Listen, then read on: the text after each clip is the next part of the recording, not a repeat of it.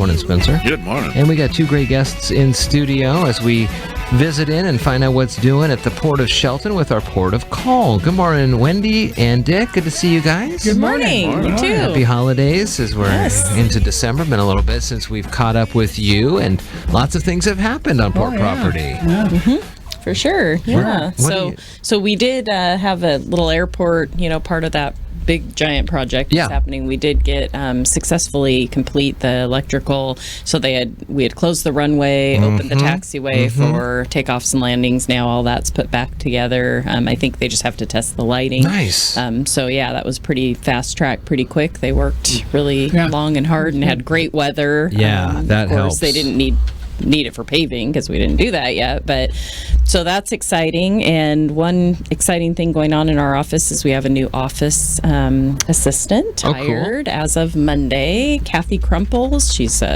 very well known here in the community. She worked forever at Mason County Title with Dave Bailey and the gang, so we're happy to have her and want to welcome her. Good.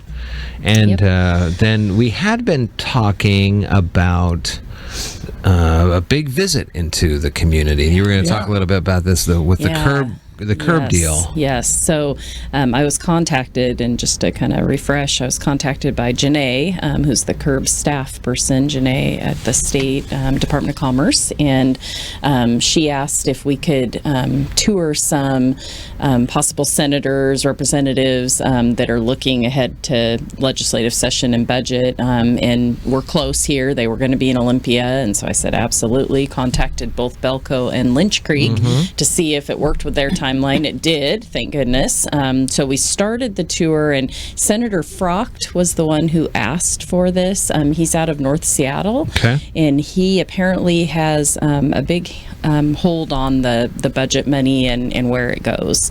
So this was way more important than I even anticipated that it was. So he kind of is the one that is would perhaps allow the curb program to even continue. Right? Yeah, and I don't think there's a threat of it not continuing, but there's always a threat of funding, and they're asking for more dollars.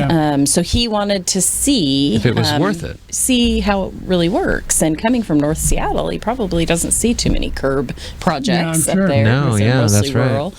So he came out. Man, we had Representative Griffey out there, a staff person from Representative McEwen's office. So it was a good showing. There was a deputy director from the Washington Public Ports Association came out. Several the chair of the curb board, who actually is Port of Pasco's director, he was there. Several staff people, and then of course a bunch of us. And it was awesome. We started at Belco, and Jim Pentney did a great job. Bill Staley was out of town, but he just explained kind of their plans and their process, and how this curb funding that they know is there, even though they haven't even taken any of the dollars, has allowed them to open up their vision for the company, and they've already grown in employees. So that was exciting. And then we moved on quickly to Lynch Creek, who was in mega production, probably not according to them. I think they really beef up now, but it was fantastic. I mean, if you haven't been out there and seen their operation, it's amazing. And so they did a great job touring everybody around. And I mean, by the end, it was just, the senator was just in awe, saying, this is such a great program. This is a program we should model after for many programs. And so I think overall, one, it was great for us, it was great for Shelton and our area, and it was great for the companies, but it was just really great to see firsthand. What's good is that people were there at Belco and at Lynch Creek, because you can show them the properties and say, here's where the money went, but to get that impact from the owner operators while you're there. And it's the money's based on bringing jobs to the community. And here they are. The jobs are there. You can see them.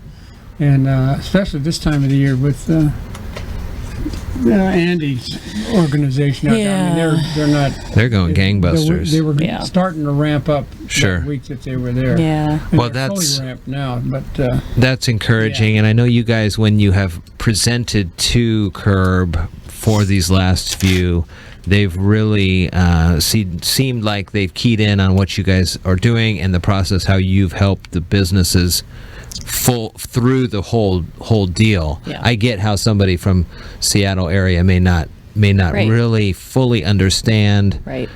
being so close as to two recipients, because I remember last year there was I think Thurston was in there on the running for some of these monies, but you guys ended up getting another one. Where do most of those grants go to? Well, the great thing, mostly rural. Yeah. But the greatest part about CERB is it's not they don't rank you according to your application or how many jobs you're promoting or the type of business. It's a first come first serve. Mm-hmm. So you pretty much decide you're going forward. You put in your first phase, they accept it if it's, meets their criteria. And when you move on to the second phase, they're not going to move you onto that phase unless they think you can get funded and they have the money to fund you. So if you're in that game, you're in. And so as was with Belco, as we sat around the table and brought, the staff people and they toured their plant and said, you guys are this is perfect.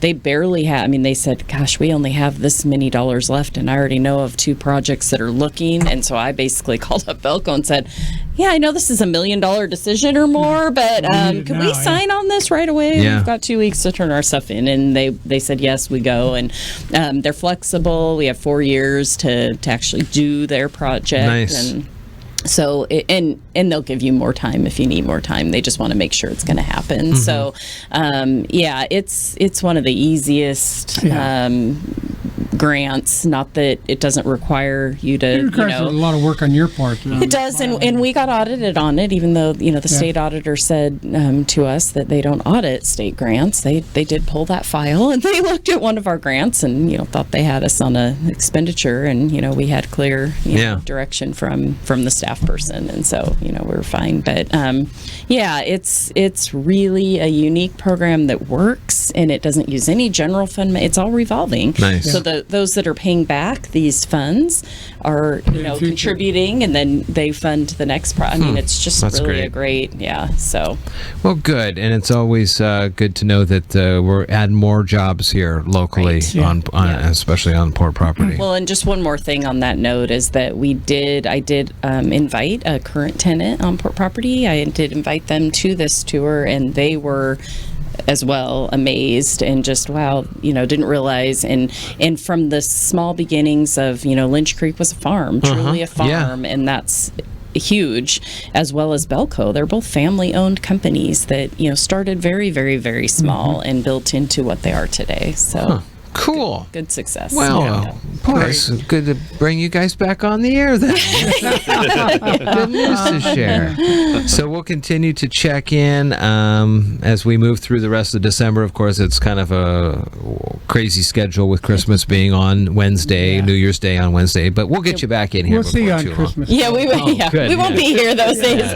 Yeah, you probably won't be either. Just be standing by the door. I'm sure somebody will let you. Who knows? Dick Taylor, Wendy Smith, good to see you guys, and thanks for the update. Happy holidays, and we'll check in next time, okay? Yep.